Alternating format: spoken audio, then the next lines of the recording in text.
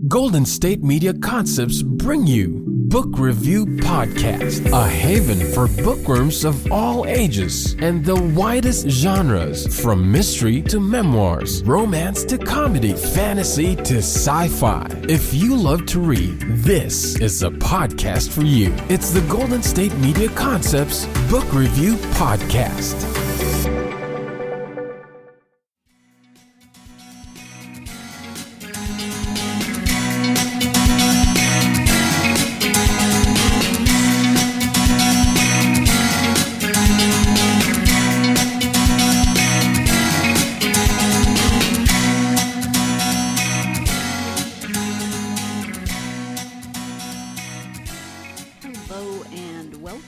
GSMC Book Review Podcast, brought to you by the GSMC Podcast Network.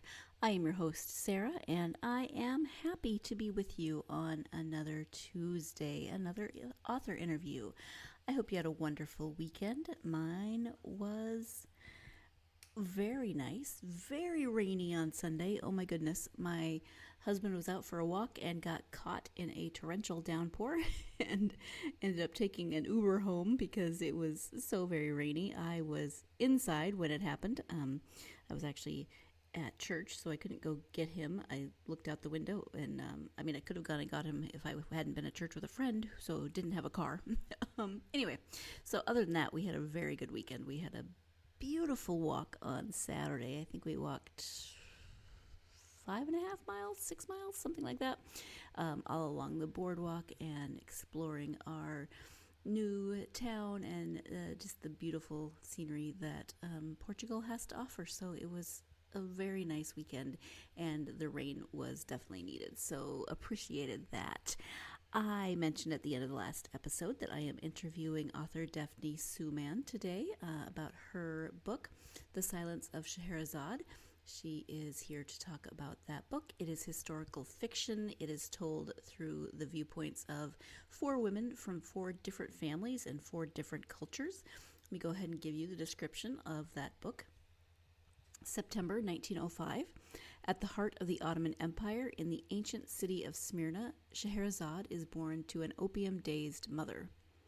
At the very same moment, an Indian spy sails into the golden-hued, sycamore-scented city with a secret mission from the British Empire. When he leaves 17 years later, it will be to the smell of kerosene and smoke as the city and its people are engulfed in flames. Told through the intertwining fates of a Levantine, a Greek, a Turkish, and an Armenian family, this unforgettable novel reveals city and culture now lost to time.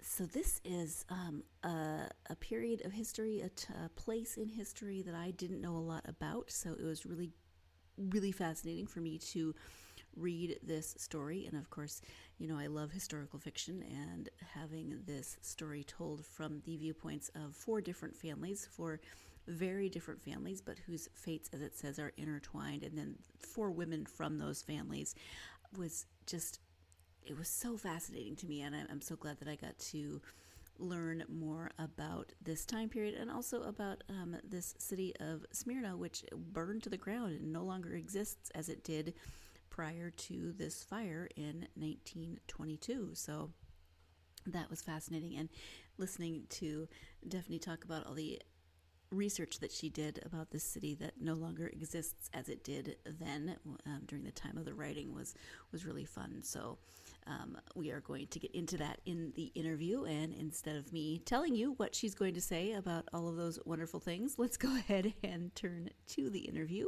Again, the book is The Silence of Scheherazade. The author is Defne Suman. Let's get to that interview. Hi, Defne. Welcome to the podcast. Hello. And first, actually, I need to apologize. Did I say your name correctly? Yes, you did. Okay. Perfectly. I meant to ask you before we started, so thank you for that. I am very happy to have you here. We're going to talk about your book. It is called The Silence of Scheherazade. But before we get to the book, if you could start by telling my listeners a little bit about yourself, that would be wonderful. Yeah, of course. Gladly, I would do that. My name is Defne Suman. I'm from Istanbul, Turkey. I was born there and raised there, and I lived there until age 28. And then I started traveling the world. And I guess I'm still traveling the world after almost 20 years. I'm in Athens, in Greece, living with my cats and with my husband.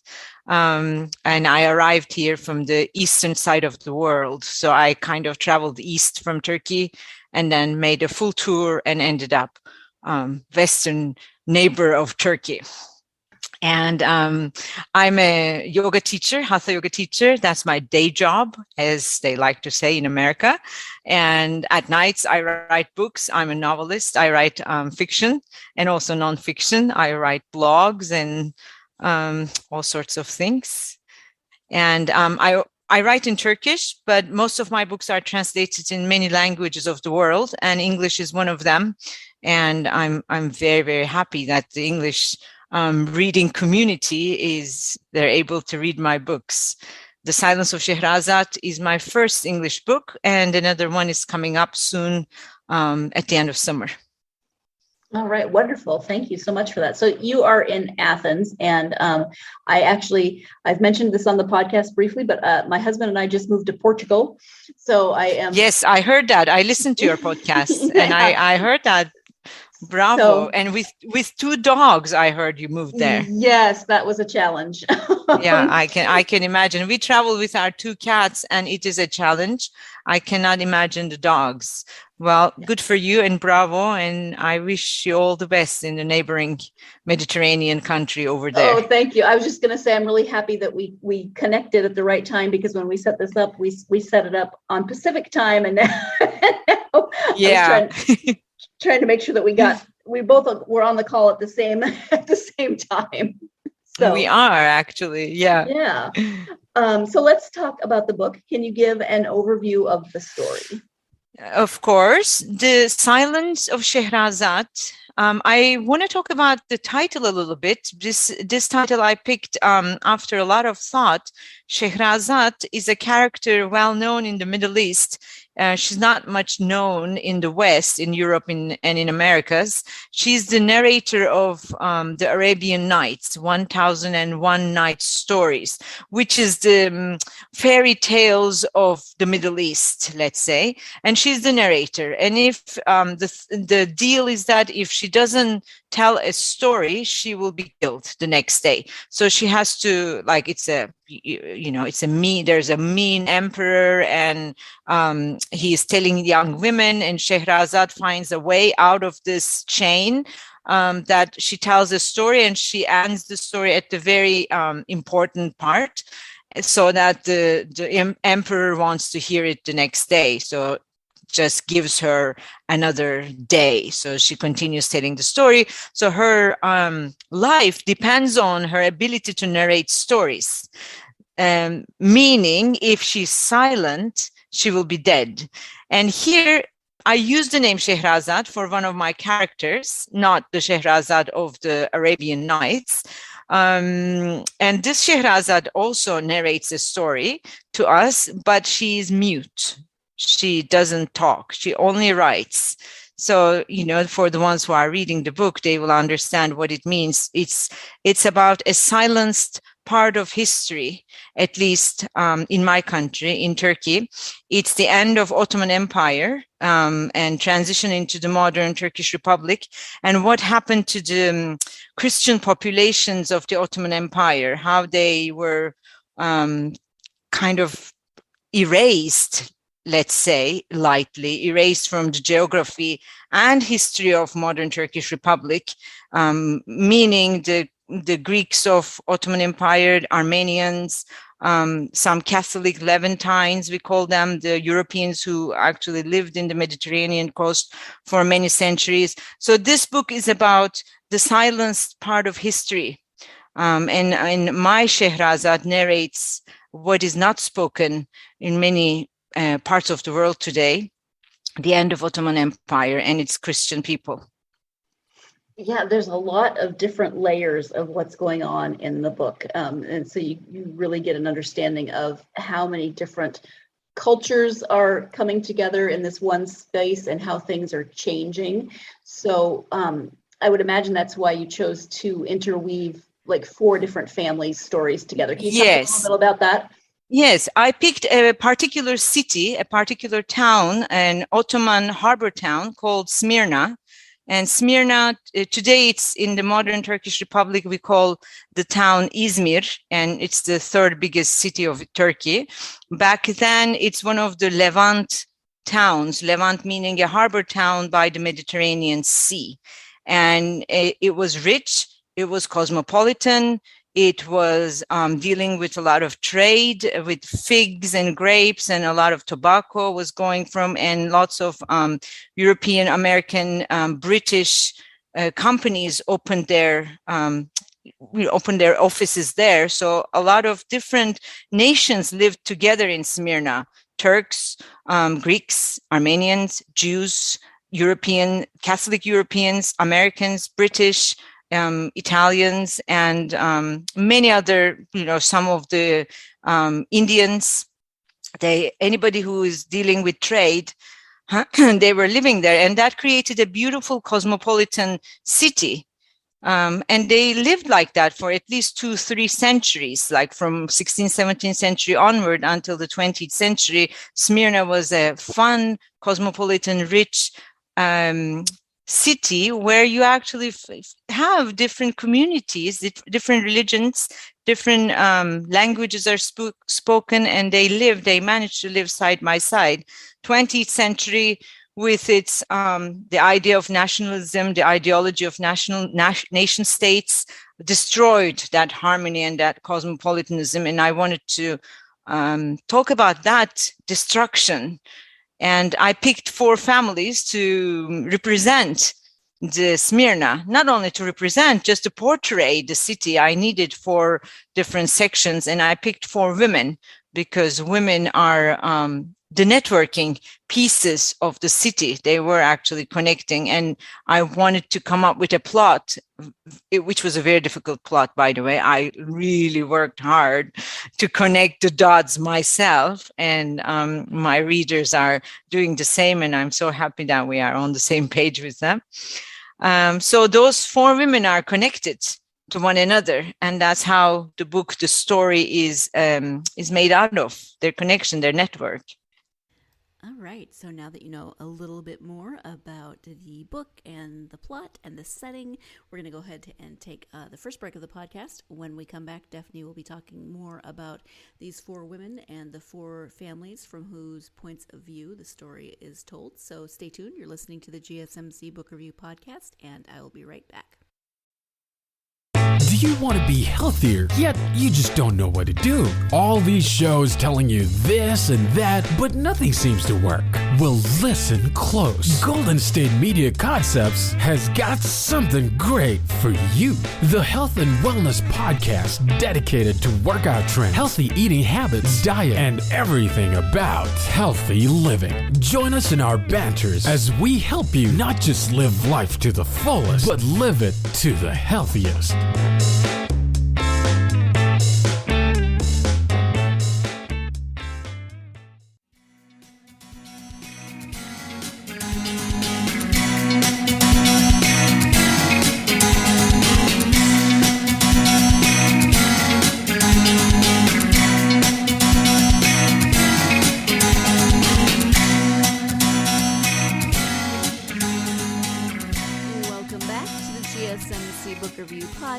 I am speaking, as you know, to author Defne Suman about her book, her historical fiction book, The Silence of Scheherazade. Let's go ahead and return to the interview.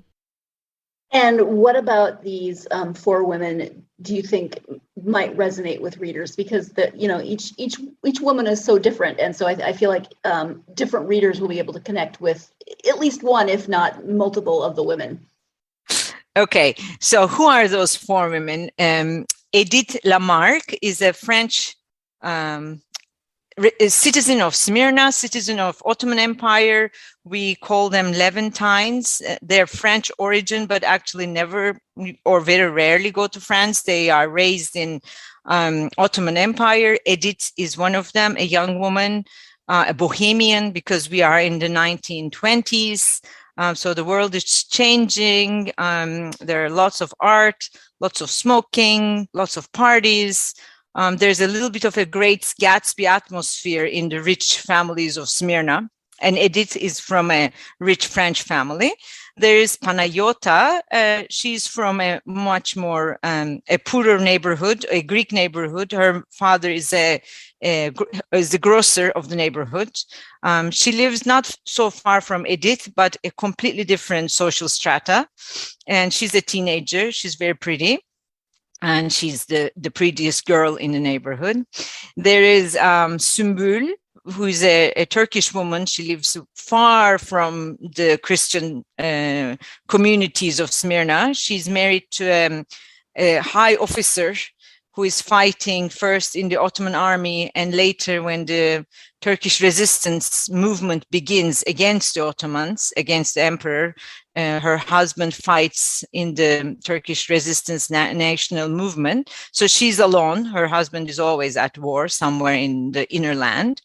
And there's a midwife. Midwife Meline is the one actually who connects all these three women together by giving birth to their, or not giving birth, but by letting a birth take place that connect them together. There's also a fifth, there are many other women and men, of course, but there's a fifth character, which I actually find it very interesting, and I truly enjoyed writing her chapters. She's the gypsy Jasmine, or Yasemin, or Yasemi, because her name changes as she moves from one neighborhood to the other. She's the one who carries the news from one group of women to the other. So like all these women in different districts of rich, beautiful Smyrna are connected through something that they don't know, but also through the network of gossip through Gypsy Jasmine.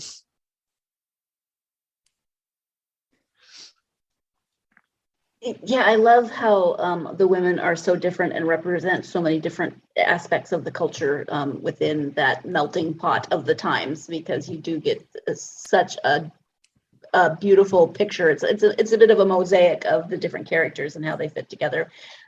Their stories start weaving together. What kinds of research did you do for the book? Well, it's a historical fiction. It's starting in 1905 and then going all the way to 1922. It's going actually all the way to 1926 as Shehrazad narrates events. It's going further in time, all the way to today it comes. But the research part I needed mostly between 1905 to 1922, which is the end of Turkish-Greek war, and Turkish army wins the war and gets Smyrna and kicks all the Christian populations out of Smyrna and makes it, only Turkish city.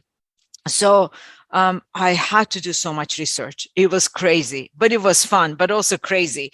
I couldn't write a chapter without doing it. Like I was writing one sentence, but then I needed to do some research because I didn't know if they had, let's say, electricity in the house.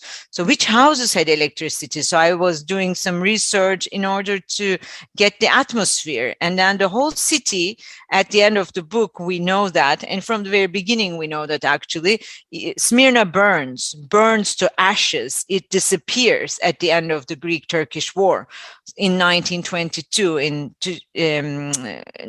September 1922, the city disappears completely. So if you go to Izmir today, you don't find anything from the old Smyrna. So I needed to do a lot of map research from the old maps of the insurance companies of the early 20th century, just to find what street, what house, what building, what kind of an hotel was where. I read lots of novels that were about Smyrna. A lot of research books. I was mostly reading books, trying to find any photos. I think I was able to see all the photos, all the postcards, all the movies that were related to Smyrna. It took me 2 years to complete writing this book. mostly because of the research. Like I had the plot, I had the story in my mind, but certain big pieces were missing. Like, where is her house? How far is it from, this patisserie? How far is it from her house? So how long does it take for her to walk from there to, and are there cars? Are there horse carriages? Are there trains? Where's the train schedule? So I was getting a little bit I think crazy about the realistic details. I wanted to create the world back then, just like the way it was, so that when it's destroyed by the big fire, by the Great Fire of Smyrna, I wanted all readers to understand the immensity of loss. And for that, in order to create that feeling, I needed to give as much as details possible for us to live there. I wanted us to live there. First of all, I wanted to live there myself. So for that, I needed to have every single detail, every color, every weather. And the funny thing, I actually never been to Izmir when I wrote this. That was the other thing. Like, I didn't know the town. I was in Portland, Oregon at that point, and I was writing the whole thing from Portland, just looking at photos and Google Maps and old maps and everything. But 2 years of hardcore research needed, yes.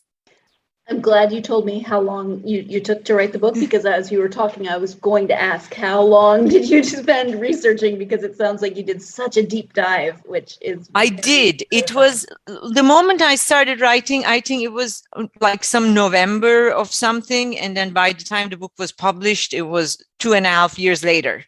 And I spent those 2.5 years really deeply immersed. And I felt like one side of me was living in Smyrna. Like, one of me was living in my life in Portland, and the other part was completely in Smyrna and thinking, getting dressed like them. I was getting dressed like the 1920s. I had my hair cut like that. I started buying shoes from that time. So I did everything needed and to be part of this story. Well, and Portland is beautiful, but Portland is nothing like I would have. I've never been there either. I've never been to Greece, but I can imagine that Portland and Smyrna, as it existed, are nothing alike. No, nothing. But it's good, because it made me miss my country more and more. Like, the more I was away, the more my desire to write and find things about it was. It was very funny. It was a longing to a time that I never lived. It was longing to a piece of geography. It's a town I have never lived. But the longing was so strong. And towards the end of the book, as I was writing the final chapters, and it's the chapters about the Great Fire, as the city is burned into ashes, every character in my head, they were racing to tell their part of the story first. So I was really typing. I was in a coffee shop in Portland and trying to type. And at the same time, I was hearing Panayota saying, I'm going to tell you my story. And then Edith was saying, no, let me tell you what happened to me that night. And Sümbül was saying, no, I want to tell you what was going on for us on that night. So it was a weird experience, and I was like typing and typing and typing. So the end came very quickly. Time for our second break of the podcast. When we come back, we'll be talking more about character development. So stay tuned. You're listening to the GSMC Book Review Podcast, and I will be right back. Tired of searching the vast jungle of podcasts? Now listen close and hear this out. There's a podcast network that covers just about everything that you've been searching. Hey! The Golden State Media Concepts Podcast Network is here. Nothing less than a podcast bliss with endless hours of podcast coverage. From news, sports, music, fashion, cooking, entertainment, fantasy, football, and so much more. So stop lurking around and go straight out to the Golden State Media Concepts Podcast Network. Guaranteed to fill that podcast itch. Whatever it may be. Visit us at www.gsmcpodcast.com. Follow us on Facebook and Twitter, and download us on iTunes, SoundCloud, and Google Play.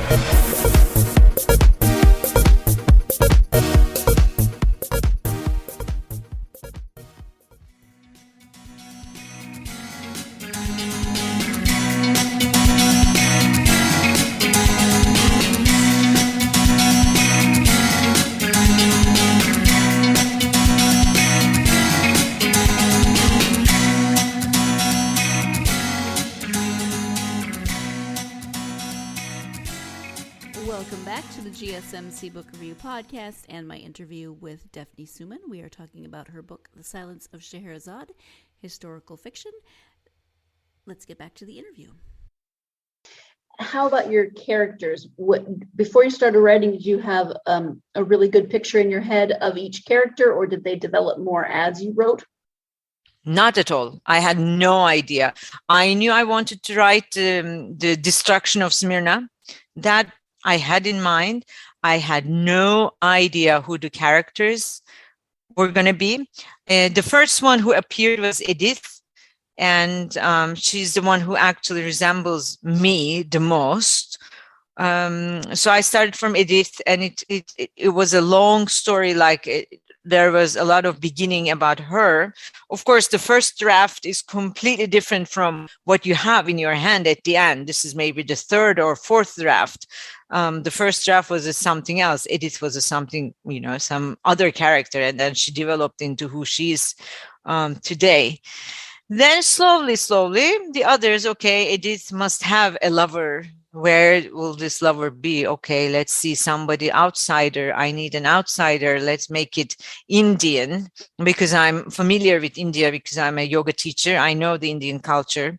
So I can easily create a character from India, I thought. So I created Avinash. And then slowly the others arrived. It's sometimes I like creating characters. I sometimes resemble it playing with my dolls as a child. Like I played until I was almost 13 years old. I played with my Barbies, like I was a case, and my parents were worried that I was still playing with dolls. And when everybody was becoming a teenager and dealing with teenager stuff, I was still playing. But it's kind of creating a character is like playing with your Barbies. Like the Barbies speak to you. They have their own character. You don't think about their characters. When you have a doll, you look, and as a child, that doll speaks to you. I have this, and the other one says, I have these characteristics. I don't like this. I don't put me there. Characters come to me like that. I start writing Edith Lamarck, and Edith Lamarck starts to talk to me. Then Panayota talks to me in a different way. So that's the character building is an effortless thing for me. And when somebody interferes and says, this character is not very realistic, I don't think a woman at her age would do something, I get really upset. Like, no, this is how it is. She already spoke to me. Like, I can't change it. This is how she is. If she's not realistic, I'm sorry. That's how she is. She's spoken, and that's all there is to it. Yeah. No, I can't do anything. I feel like they exist somewhere. And actually, Salman Rushdie has a very nice book recently, like last year or 2 years ago, I bought it. Quixote, it's called, or Quixote, like Don Quixote, but the Don part is not there, Quixote. And there he does talk about a world of fiction characters. They have their own world. And at the end of his book, like they slowly seep into the room of the writer, but they're tiny, like they're like the size of your hand, but they are there with their own will and characters. Fascinating. I love it. What is it about writing historical fiction do you think draws you to that particular genre? Well, I love history. I always loved history. History was my favorite subject at school, believe it or not. I don't know. I think like we go back to that longing that I mentioned. There are certain times in past I wish I lived there. And this was one of them. Like I really wanted to live in old Smyrna before it was burned, of course. And it all started with another book. It all started with Middlesex. Middlesex is a novel by Geoffrey Eugenides, and it's a famous American novel, and it starts in Smyrna. But then it moves to Detroit and it kind of continues, but it carries Smyrna to its chapters because the grandparents are from Smyrna. And When I read Middlesex, I was like, oh, shoot, I wish he wrote more chapters on Smyrna, because I really wanted to read more how life was there. And just like sounds fascinating. All these cosmopolitanism, different languages, roses, beautiful women, cafes, and all that. And it's very sad destruction. I wish there was more chapters. Then I said to myself, well, if you want to have more Smyrna, you should write it. You write an entire book. So that's how it started. They always say if you're not seeing if there's a book that you want to read that doesn't exist, then you're supposed to write it. Exactly. Yeah, that's what I did. And it's supposed to be historical fiction. Circling back to your question, because I longed to be in that time. So I wrote that. I don't write. This is my only historical fiction, actually. All the other books I write, I like flashbacks a lot. Big chunks of my books, they actually go back in time. But this is the only one that's taking place from the beginning to the end in the past, in history. Mm-hmm. That's a really nice segue, actually. Thank you. Because before we started recording, you said that you had just finished your most recent book, and you also have one that's either has come out or is coming out in 2022. Yes. Talk a little bit about both of those stories. Okay. Well, yes, I'm very excited. Today is the day I finished my new novel. I've been working on it for a year, at least. I mean, it started turning in my head long before, but first chapter on computer, I wrote exactly 1 year ago in March. And today I wrote the end at the end of the 40th chapter. So this was like 15 minutes before our interview started. And it's a very happy moment when a book really ends, because you never know if it's going to end. There's always this danger of them leaving you in the middle of the road. That can happen. This time it didn't happen, and I'm grateful to all the fairies and everything, whoever is helping me, that it has come to the end. This one is again taking place today. Actually, it's taking place in the first lockdowns of COVID. It's taking place in 2020, March and April. In Istanbul, in Turkey. And there are many flashbacks, actually. Most of the book is an old narrator. Again, I like old narrators, I guess. This is a male old narrator telling his life from 1950s onwards to today. And this time it's kind of space, memory, loss, again, that we experience in the world in general, and specifically in Istanbul. This time I'm back home because I am from Istanbul. So I wanted to have a little memory space connection about Istanbul. And this book right now, it's in Turkish, but hopefully it will be translated to English soon and will be available for the English speaking people of the world. The other one, At the Breakfast Table is a book I wrote in 2019 or 18. Sorry, I wrote in 2018 in Turkish and translated to English lately, and will be published by Head of Zeus in the UK in September. Thank you. That's so exciting. One final break of the podcast, and when we come back, we'll be talking about translation and the conclusion of my interview with Defne. So stay tuned. You're listening to the GSMC Book Review Podcast, and I will be right back.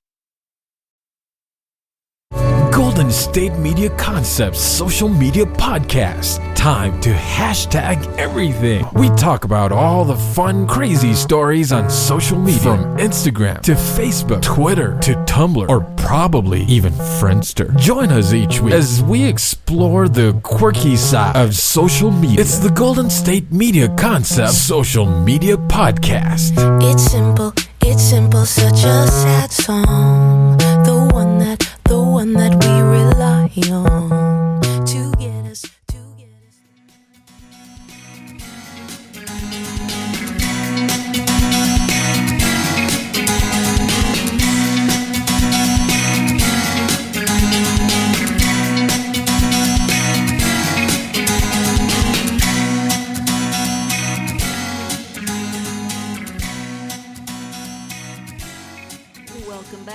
GSMC Book Review Podcast and the conclusion of my interview with author Defne Suman.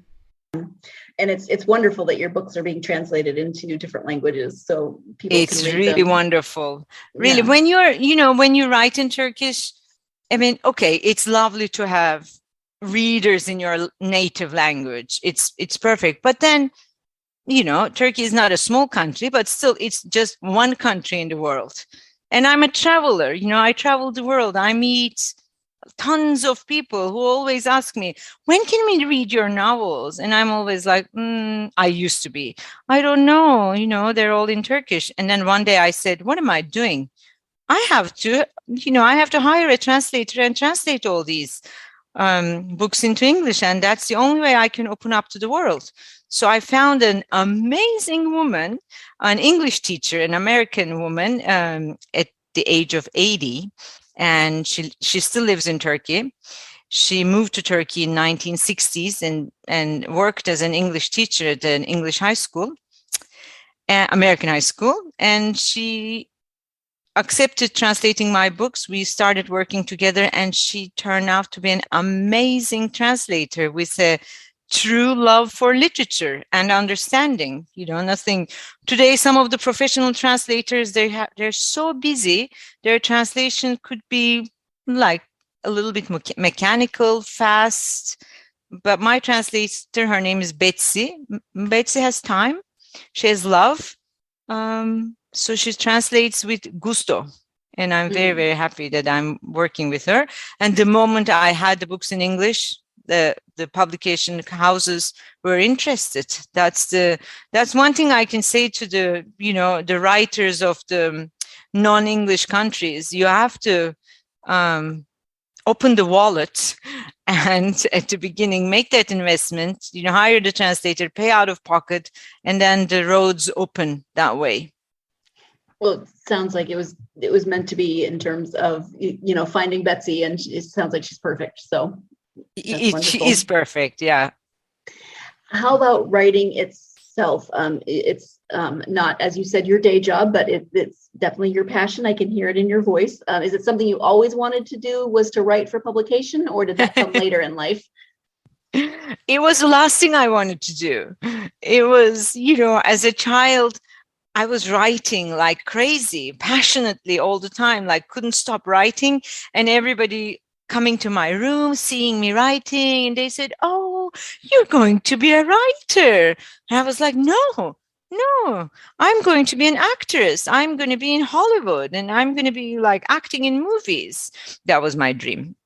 Like writing was so not what I wanted, but I couldn't stop it. Like it was definitely my gift in this life. I was supposed to do that. So I resisted for a long time, didn't show my writings to anyone, I hid everything. Then I started yoga at the age of 28. And when I started yoga, I started facing what I truly want in this life, not like what I should do or what I fooled myself about my real desires. I really come face to face with what was given to me, and I should utilize that. And it was writing, because I was still writing like crazy, only not showing it to anybody. So I started writing for publication. And in a few years, like in 10 years after that decision, I had my first books published. Wonderful. Thank you. Yeah, thank you. Out of that experience, then, do you have advice for aspiring authors, especially authors, as you just mentioned, who maybe don't write in English? Yeah. Well, the ones who don't write in English, first of all, whatever language comes to you, you should write in that language. I know, some people, especially younger people now, they're much more in relationship with English. So they read more in English, they watch movies in English. Like I didn't grow up speaking in English. I didn't speak English until the age of, 25 or something. At school, I learned a little bit, but not much. But whatever comes, you should write in that language, and translation is always available. There are wonderful translators in the world. If somebody once told me about acting, because like I said, I really wanted to be an actress. And somebody told me, if it's in you, it will never leave you. So this I have to say for writing, if it's in you, it will never leave you.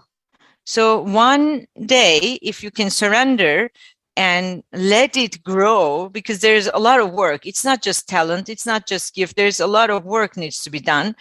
But you have to make peace with it. If it's in you, it's in you. If it's not in you, I don't think by pushing you can become a writer, even though it may be like my dream of becoming an actress. It wasn't really in me, even though it was my dream. But the gift is usually somewhere hidden in your childhood. Whatever you are doing as a child, it really comes to you when you grow up, although you just need to look in and recognize it. That's what I would say, not to force it if it's not in you. If it's in you, let it grow. But the hard work is about not creating something superficial. I think that's the hardest work. Not writing something cliche, not repeating what's already out there. Of course, the stories are limited. We always tell the same story. It doesn't matter. We will tell the same story, but we can tell the same story in our version. And that finding your own version, not what's fashionable, not what is supposed to be, not what other people will think, none of those things. What's real, original version of your story, of the same story in you. Like finding what is genuine about you. Why did you come into this world? What is your existence in this world? Speaking to the other people, finding out this one is very hard. That's the hardest work, because you kind of go to those cliches, you read things, and I can write similar something like that. Readers know. Readers understand. Readers, they recognize something genuine, something original, than something repeated again, or secondhand, let's say, secondhand story. They realize. I don't know if it makes sense. The story is always the same: love story, loss, mourning, whatever. But how do you narrate that is very, very unique to each and every individual, to each and every writer. Yeah, and I think you're right. I think readers will recognize that voice if it's genuine. So definitely. In terms of reading, do you have favorite authors or favorite genres that you like to read? Yes, I like, maybe because I'm from Turkey, I like Eastern Asian, but not Far East Asian, Indian, Afghani, Pakistani writers, the countries where they actually come in contact with the West, like India, for example, I think has amazing literature. Salman Rushdie, I already mentioned. Arundhati Roy is my favorite author. The God of Small Things is my favorite book ever. And then Kite Runner from Afghanistan coming. I like the literature of kind of, how do you call it, subcontinent Asia, let's say. And then Tom Robbins, forever my guy. I like all books of Tom Robbins. I read, of course, a lot of Turkish literature. Orhan Pamuk is one author that I read whatever he writes. Elif Shafak is another Turkish author that I like her books very much. Yeah, and I try to read like from Europe, Northern Europe, from Italy, from France, like usually whatever comes, I pay attention. Lately, whatever is being published in the literary genre, and I try to read as much as possible. A diverse international selection. Okay, so now I just have to ask, how many languages do you speak and how many languages can you read in? Oh, I can read only in Turkish and in English. Only Okay. these two, unfortunately. I speak Greek because I live in Greece. Mhm. I'm learning it. I learned quite a bit, but it's a difficult language. I'm still learning it. That's it. Okay. Like I used to speak French. I forgot completely when I learned Greek. It's gone. Unbelievable how it's erased. And I lived in Thailand for 3 years, and I was able to have a conversation with a taxi driver in the traffic of Bangkok, which is like 40 minutes of a conversation I was able to do. Nothing I remember now, except the Thai food.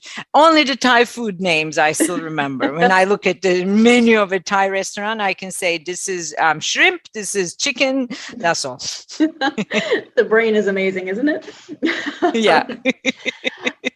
I know you have a website, so if you can share your website as well as where people can find you on social media.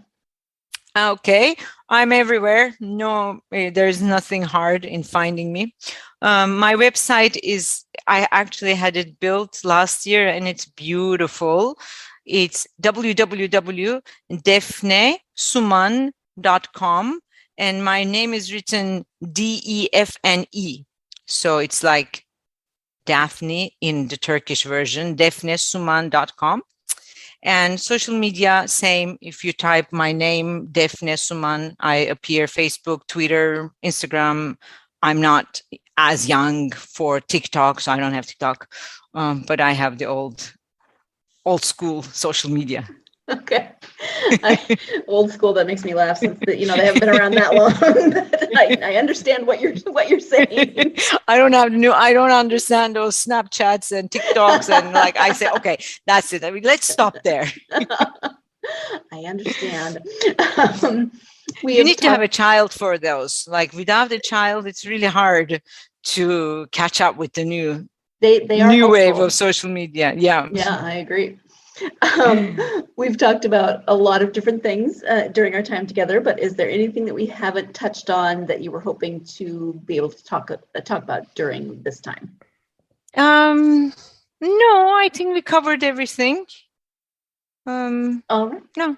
Yeah. Okay, perfect. Okay. Well, I want to thank you so much for taking time out of your evening, especially out of your celebration time to talk to me. Well, we're going to celebrate now. Like the whole house is waiting for me. Good. Enjoy your celebration, and thank you so much. Well, thank you so much, and much love. Thank you once again to Defne for joining me to talk about The Silence of Scheherazade. Okay, I know at one point during the interview I said Greece when I meant Turkey. I really did mean Turkey. Once I said it, I was like, oh shoot, I said the wrong country, and then I didn't want to interrupt just to say, hey, I said the wrong country, so now I'm saying it right now. So in case you noticed it and you were yelling at me through whatever app you're listening to the podcast on, I do realize that I said Greece, I meant Turkey. Either way, well, yeah, I don't know what I'm talking about anymore. But thank you so much to Defne. This was such a beautifully richly written book, and it's so evocative just with the depth of the detail that she puts in order to make to make Smyrna of 100 years ago, basically. Yeah, 1922. 100 years ago, come alive in a way that we can't experience it anymore.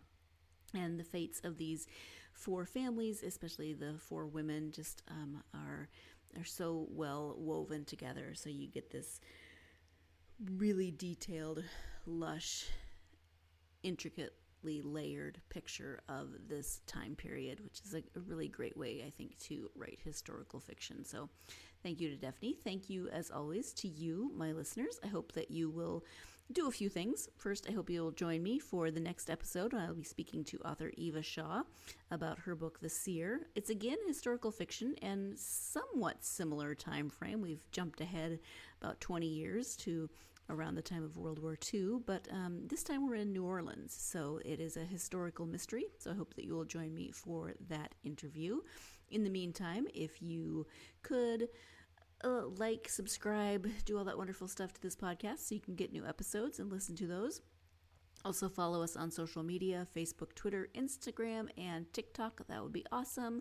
And as always, if you haven't done so already, please do rate the podcast, give it a star ranking or rating, or a written review, whichever one is floating your boat today. Whatever way you feel best about doing that, I would greatly appreciate it, because it does help to get the podcast out to more people who love books. So thank you in advance for anything you might do of those few things that I just listed.